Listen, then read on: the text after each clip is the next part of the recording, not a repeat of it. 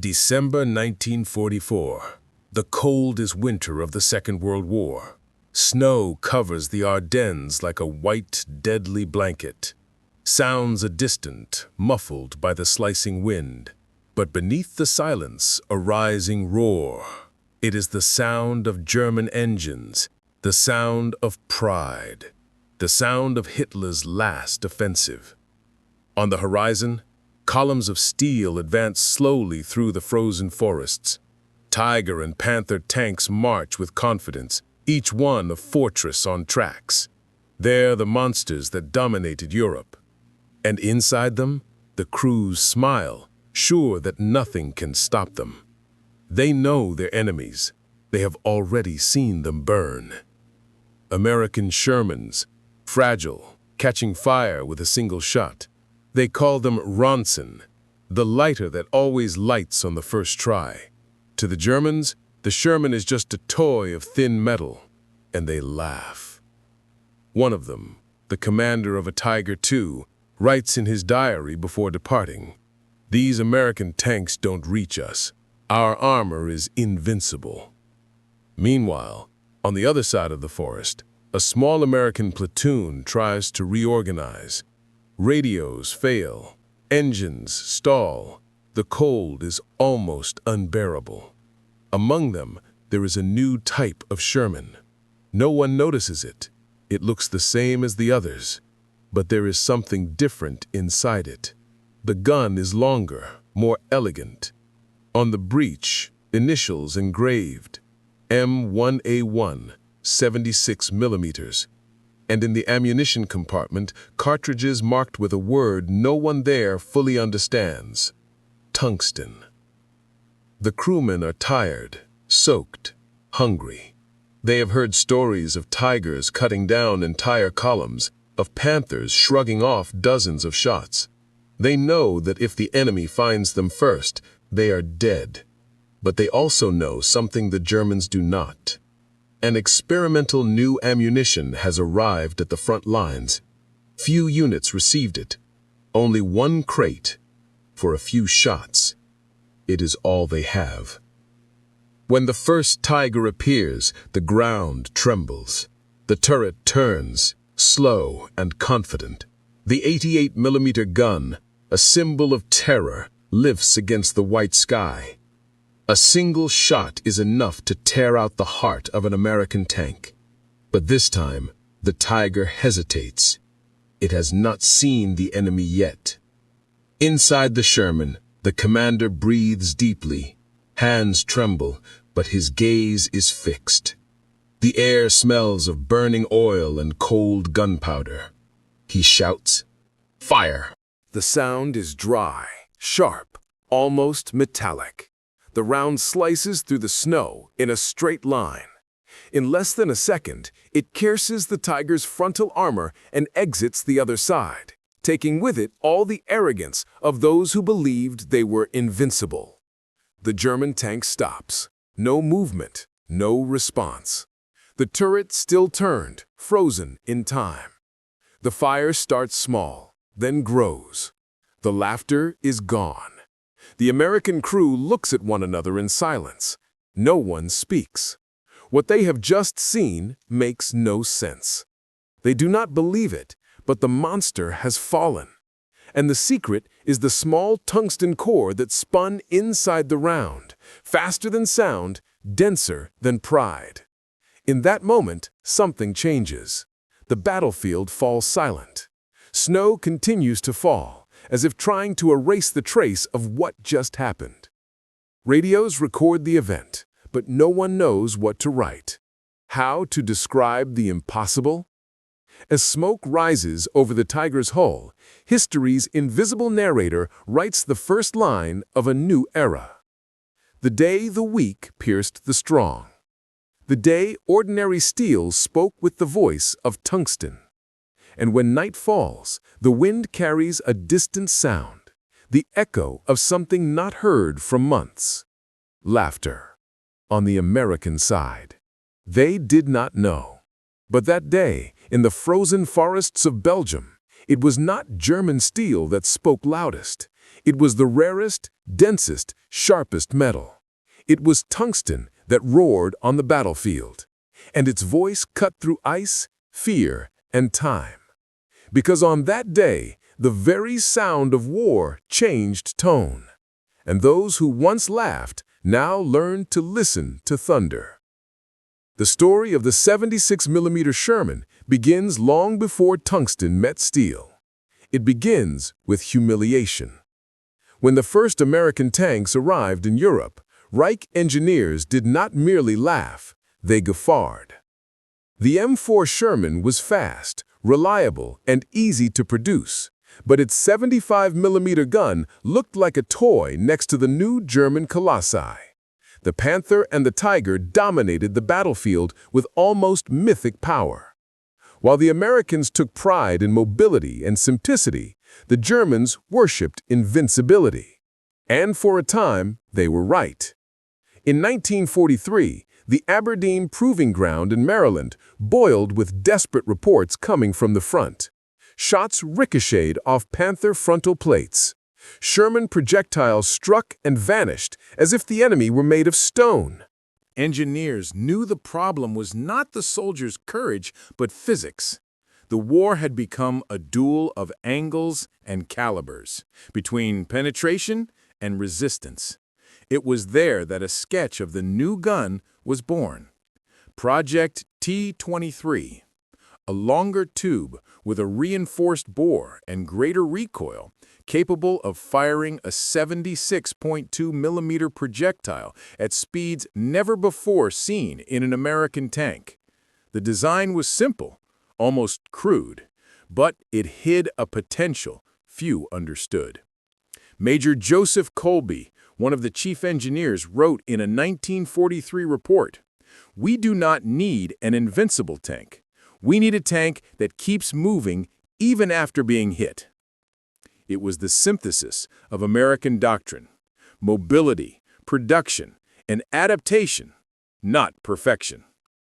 The new gun, designated M1A1, was mounted in an experimental turret. The first shot destroyed the test structure. The second broke the recoil system's latch. The third finally worked. The projectile pierced a 100mm steel plate at over 900 meters. But the euphoria did not last. The U.S. Army did not want a heavy tank. The 75mm, they said, was good enough.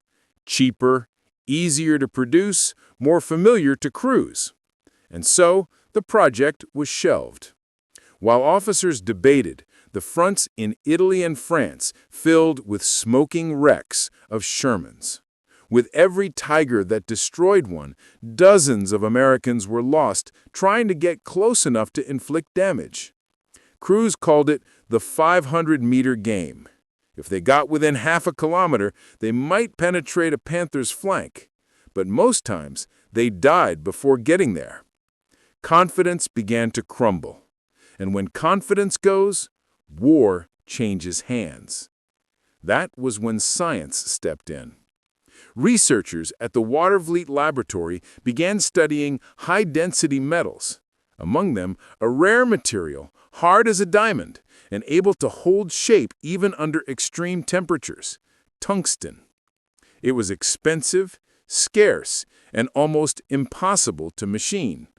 But when placed at the core of a projectile, it transformed impact into something new, a concentrated punch, fast, devastating. The metal did not explode, it pierced. The first experimental HVAP, high-velocity armor-piercing ammunition, penetrated plates that the German 88mm had never broken. Engineers could hardly believe it. Physics had been bent by density. The problem was producing enough. Each tungsten cartridge cost almost twice as much as a conventional round, and the metal was so rare that its extraction involved secret routes through South America and China. Material came hidden on freighters, disguised as industrial ore. It was the engineer's black gold. With tungsten, the 76mm gained a new voice. No longer the hollow, disappointing sound of a shot that ricocheted, but a sharp, clean thunder that penetrated and vanished before the enemy could react. Still, within the army there was resistance. Veteran generals insisted the 75mm had already won in Africa, that it was enough to keep what worked. But young officers from the front knew the truth. The battlefield had changed. The enemy had evolved, and what once sufficed now meant death. When the first batch of M4A1s with the new gun shipped to Europe, engineers called it a disguised monster. On the outside, it looked like the same old Sherman. Inside, it was a different creature. The Americans did not yet know it, but they had created a weapon that united the soul of a factory with the heart of a laboratory. And the world would soon learn that even steel can change nature when desperation mixes with ingenuity. The birth of the 76mm Sherman was not a miracle. It was a response. Hard, mathematical, and inevitable. The product of necessity. Proof that true strength does not come from perfection, but from adaptation. And when the first of these tanks sailed for France, no one imagined that the long, rejected, forgotten gun would be responsible for transforming an entire army. No one imagined that inside it lay something more valuable than steel, the silent voice of tungsten. June 1944. The sea off Normandy boiled with landing craft. Engine noises mingled with distant thunder of artillery. The largest amphibious invasion in history was underway, and the world believed the Allied advance would be rapid, overwhelming, irresistible. But behind heroism and fluttering flags, there was an uncomfortable secret. The U.S. Army was about to discover the cost of excessive confidence. The first Shermans touched the sands of Omaha and Utah with courage, but also vulnerability. The 75mm armed tanks were the pride of American industry. But the enemy waiting on the beaches was not the same they'd faced in North Africa. The Wehrmacht defending France was different, colder, deadlier, and equipped with something the world did not yet fully understand, a doctrine of fire superiority. As the American tanks advanced through hedgerows and craters, the first shots rang out from the hills. 88mm projectiles cut the fields like invisible spears. The impact was so brutal that often the Sherman did not explode. The shockwave simply split it apart. Crews rarely had time to react. Radios filled with static. Then, silence. Reports piled up within a week.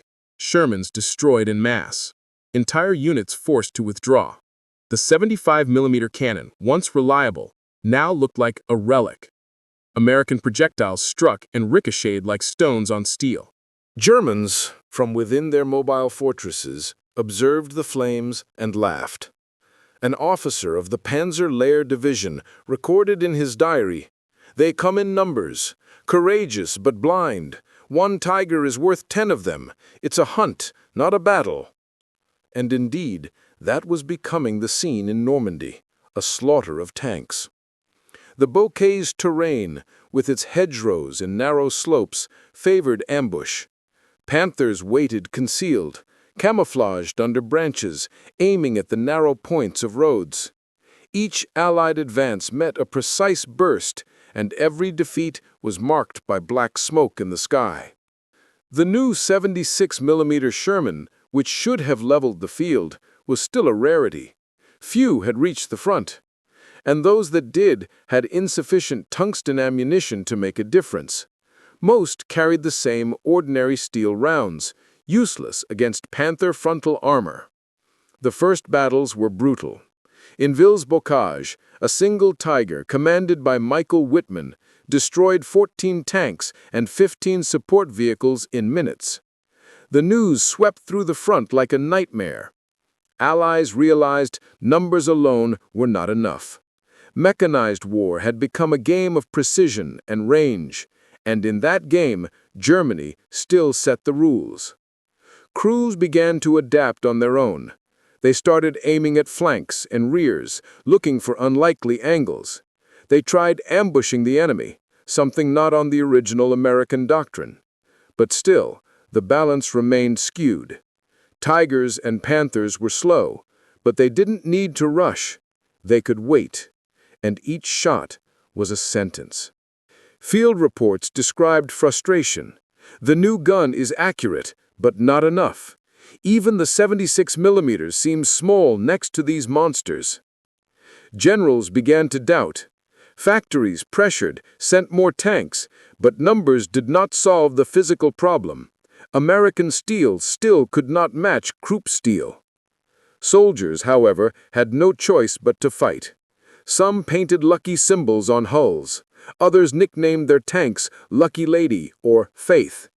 But deep down, they knew luck and faith were all they had. The baptism of fire for the 76mm Sherman was a cruel lesson. The new gun was promising, but ineffective against German pride. HVAP tungsten rounds were still a distant rumor, reserved for testing and experiments. What reached the front were only echoes of hope. With each defeat, belief in the American machine waned. The Tiger became a legend, the Panther, synonym of perfection, and the Sherman, the butt of jokes. But there is something the Germans did not understand.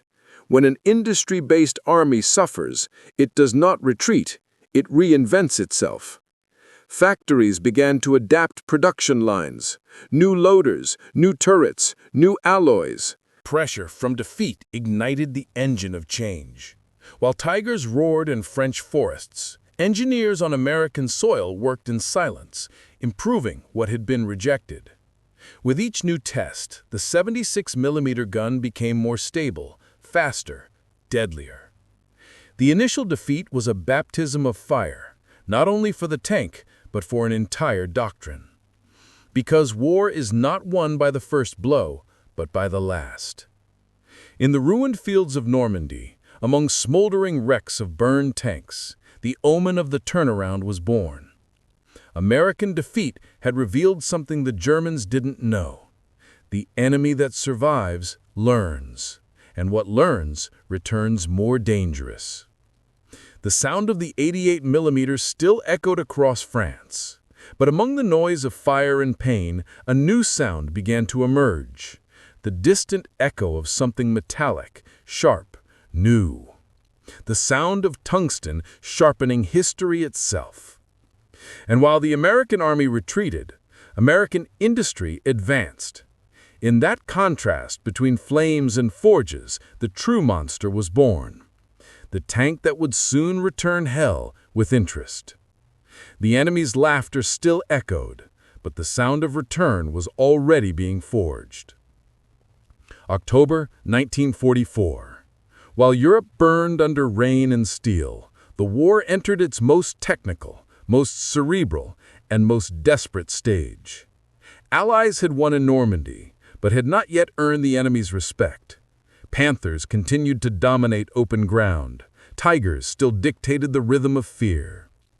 Only one detail began to escape German perception.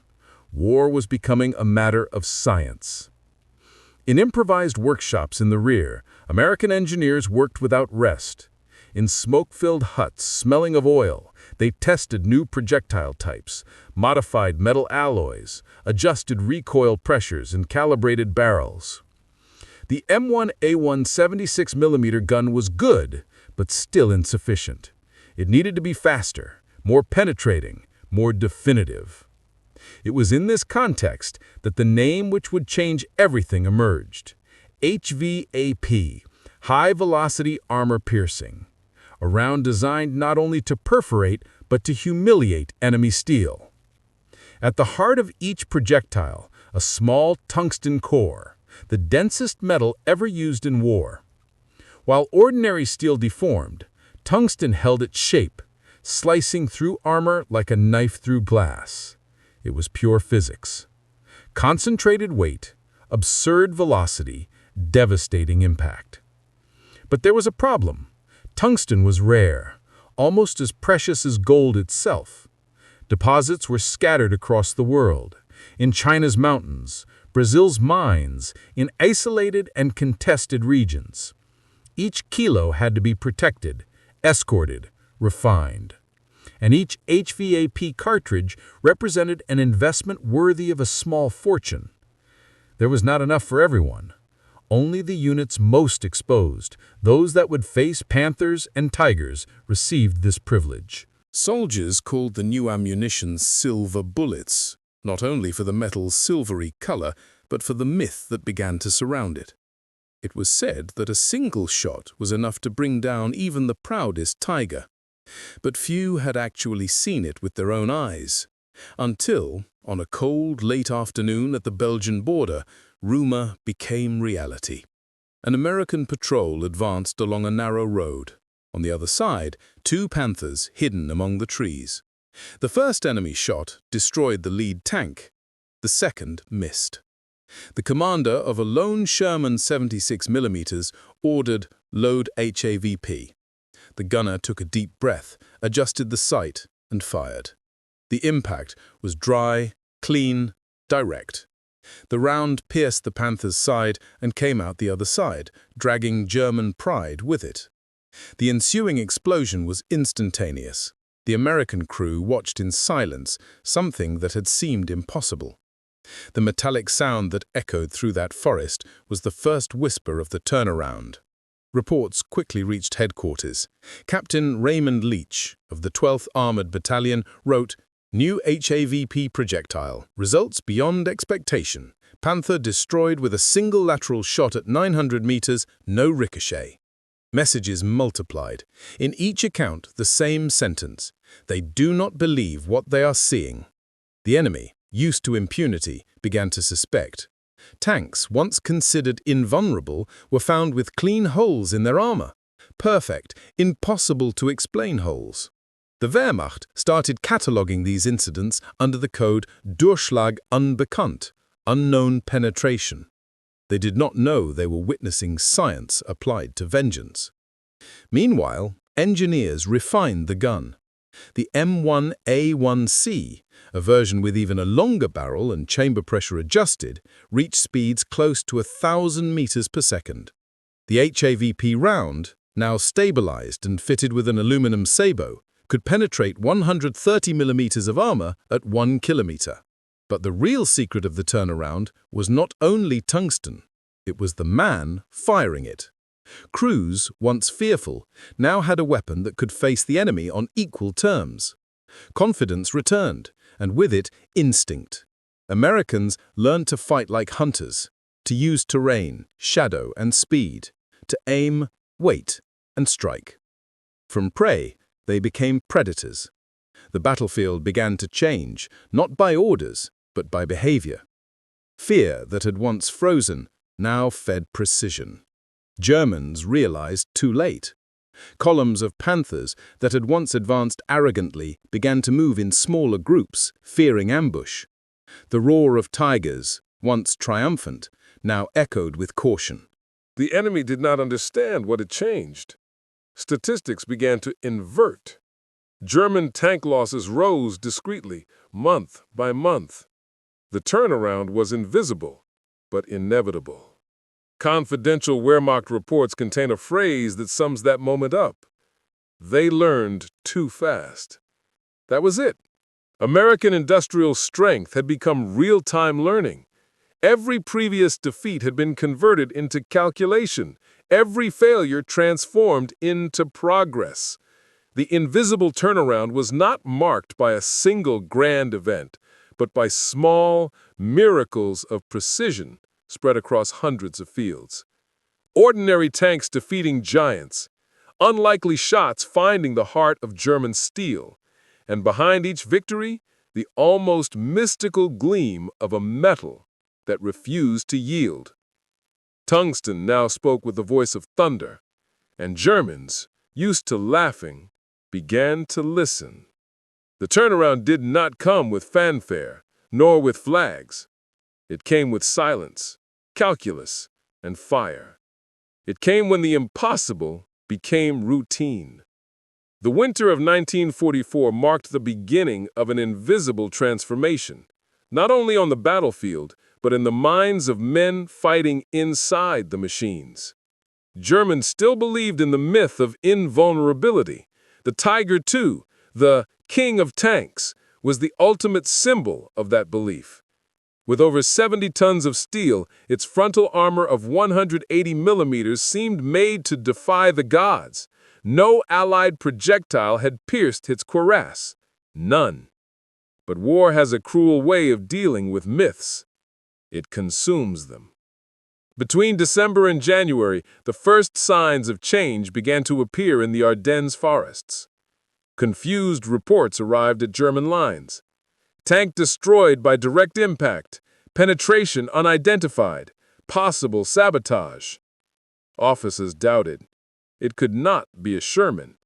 And yet, the wreckage told another story. What began as coincidence became pattern. American troops equipped with new 76mm Shermans and HVAP ammunition began to record repeated kills. The sound of the shot was unmistakable, short, dry, with a high whine. A sound that began to haunt German radio operators. They called it Donnernadeln, the thunder needles. At Bastogne, the 705th Tank Destroyer Battalion reported something unprecedented. 3 Tiger IIs were neutralized in less than 4 minutes, 2 with frontal shots, 1 lateral. At 900 meters, Germans retreated thinking they were under artillery fire. But it was just Shermans. Light, common, improbable, and each shot was a lesson. Panic did not arise from an explosion. It came from the silence between one and the other, from uncertainty, from doubt. A Tiger commander later reported, "I heard the shot. I thought it was distant. The next instant, the front panel in front of me opened like paper. No explosion, just light." That just light became the symbol of the new terror. Tungsten's impact did not shout, it whispered. It did not roar, it pierced. It was fast, cold, mathematical. Superiority began to erode from within. Crews, once confident, began to hesitate.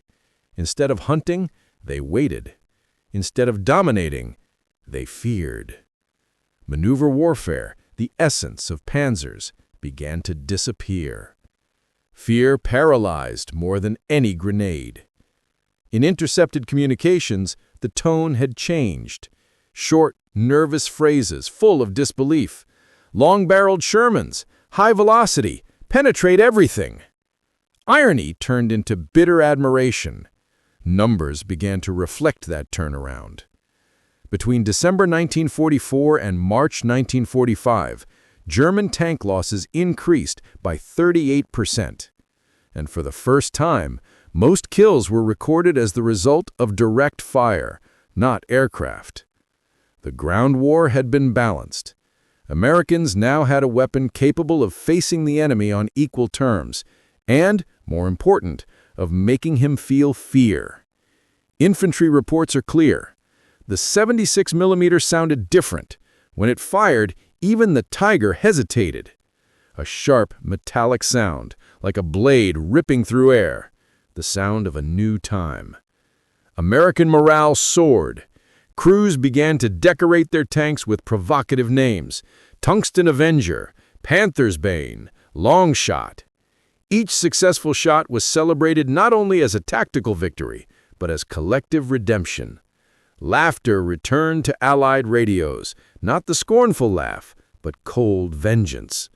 The sound of confidence reborn. On the other side, the Reich plunged into paranoia.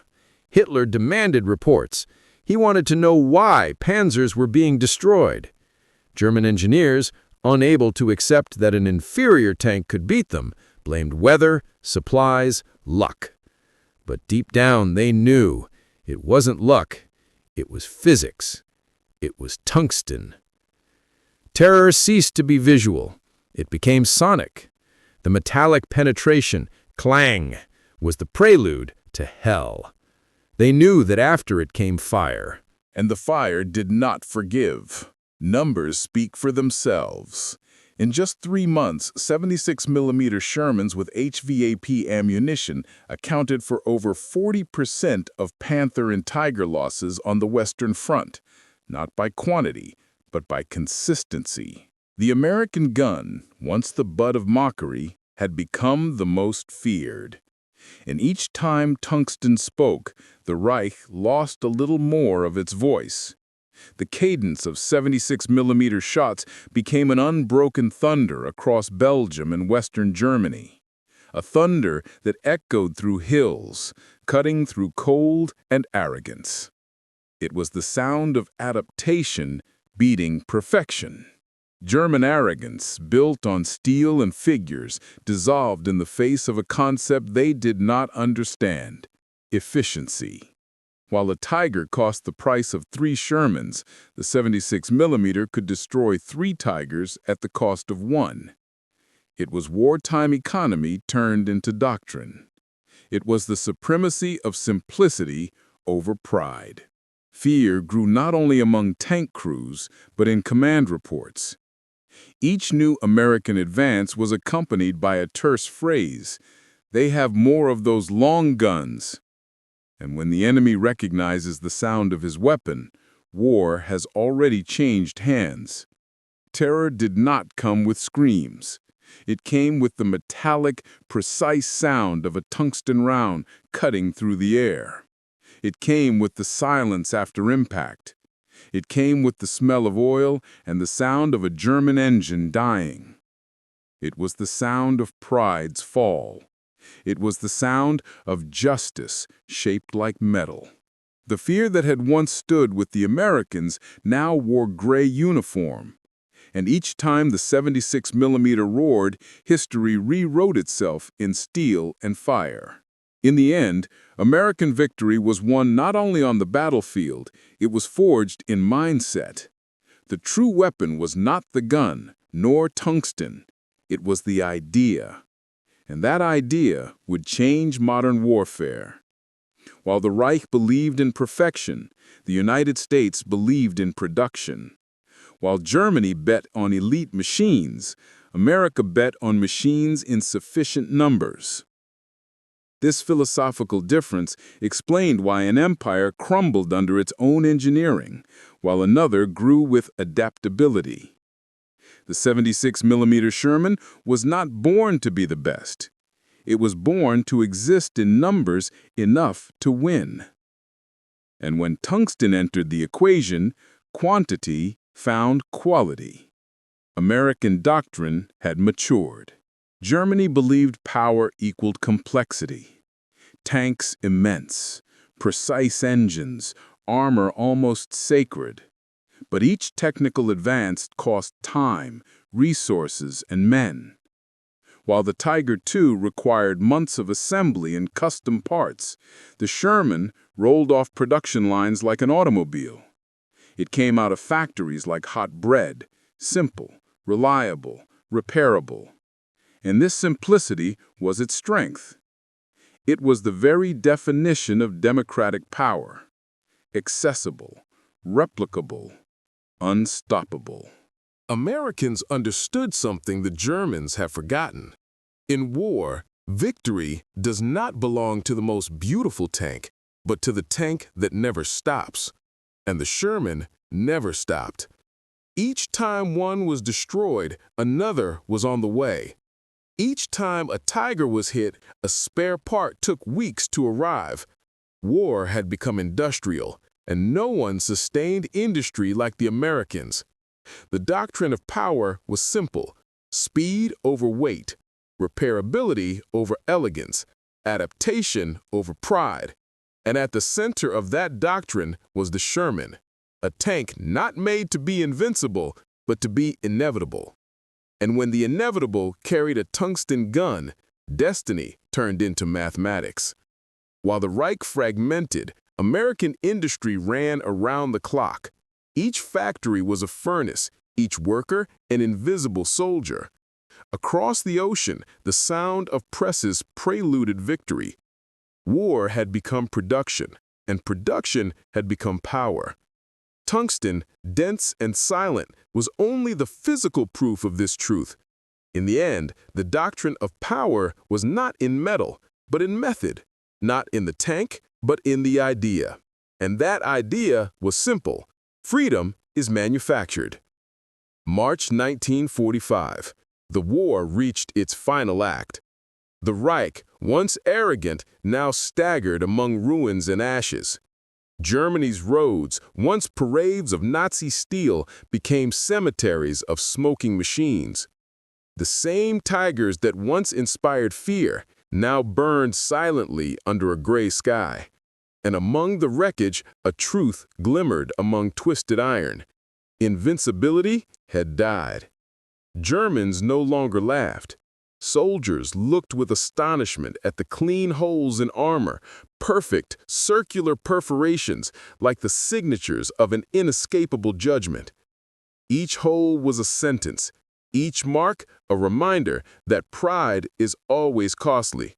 A captured officer, when interrogated, murmured only, "It was a Sherman, a simple Sherman, and it went through us like paper."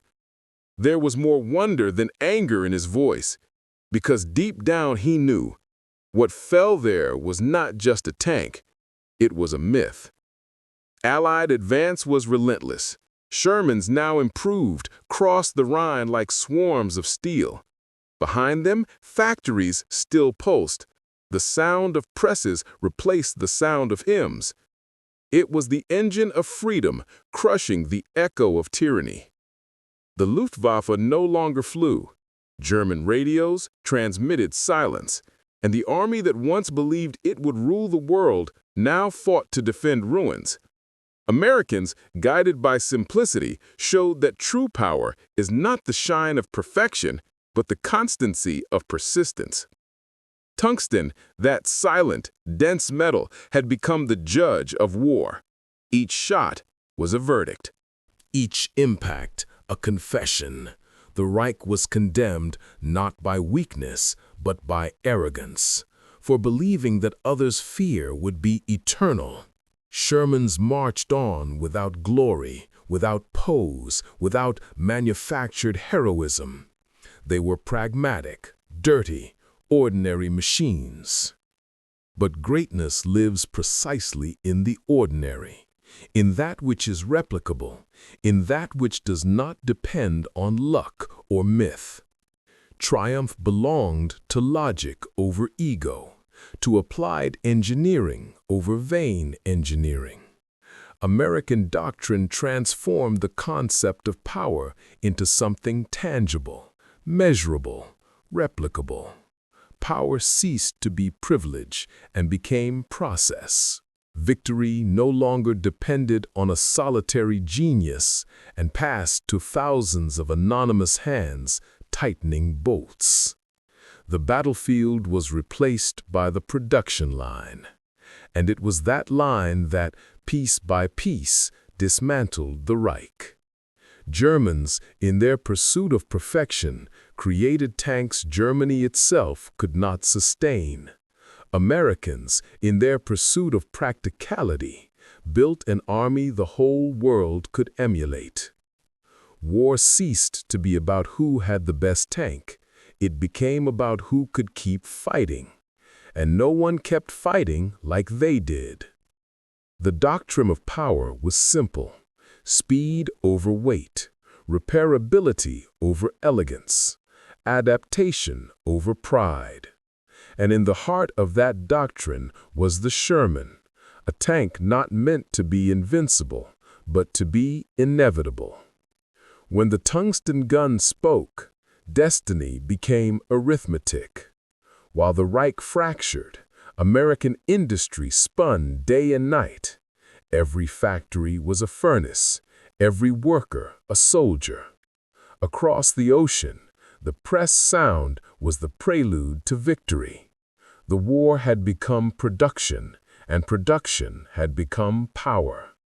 Tungsten, dense and silent, remained the physical proof of that truth. In the end, doctrine mattered more than metal, not the tank, but the idea. And that idea was simple: freedom is manufactured.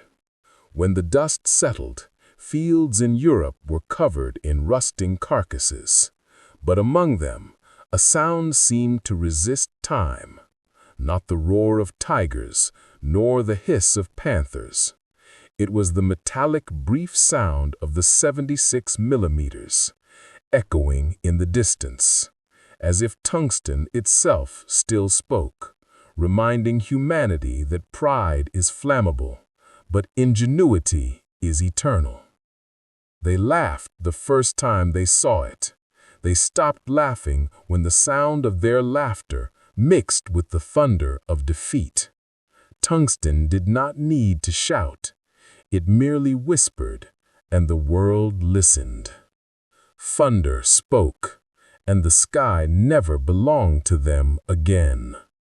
War is decided not by the largest, but by the most adaptable. And that time, American steel learned to speak tungsten.